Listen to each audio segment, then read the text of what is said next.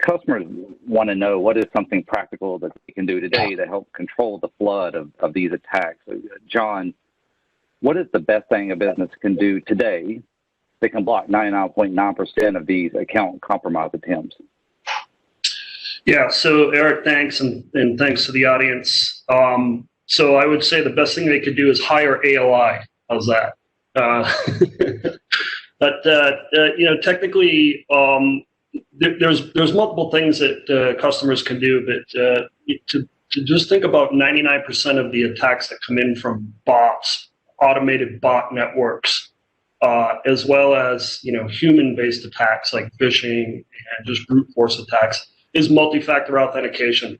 So even still today, when GuardSight goes on incident response scenarios, I'm still amazed at how many folks haven't adopted multi-factor authentication. And so there's many folks on the call that know what multi-factor authentication is, but there may be some that don't. So I'll just kind of give you a quick background on that. So the idea behind multi-factor authentication is exactly that. You have multiple factors of authentication. And specifically, the principle there is, something that like a passphrase or a PIN, if you were to think about it in the natural world with, ATM cards, for example. It's something that you have. So if we were to just go back to the analogy of the ATM card is something that you have. The PIN is something that you know. And something that you are. So, for example, your fingerprint, a biometric. And so those are kind of the three things. And what you're trying to do there is you're trying to make it difficult for threat actors to access your assets or compromise your assets using that vector. So that doesn't, eliminate the fact that just because you implement multi-factor authentication, that there aren't other vectors, because there most likely would be, and we're going to talk about some of those.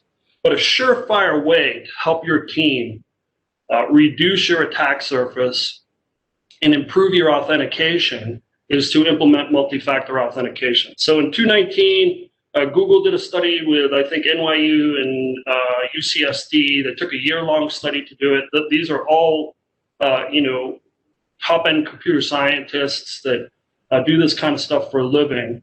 And Eric talked about the 99%, 100% of the bot attacks were knocked down because of multi-factor authentication. So you can wipe that right out. So in security operations, which is what GuardSight's involved with, we're always interested in, can we just take away some of the noise or the smoke so that we can actually see the real issue? And part of that is, let's just eliminate the machines that are doing stuff to us. So automated bot attacks got eliminated by 100% as a result of the study. And 96% of bulk phishing attacks were eliminated as a result of this study. That's pretty good. I'm taking those odds all day long. That's going to really eliminate the noise and the smoke, if you will.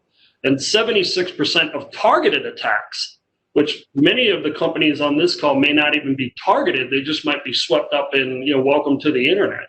But if you think about those first two statistics, that's pretty powerful stuff. And so implementing multi-factor authentication should be a must in any IT group's, arsenal of protection.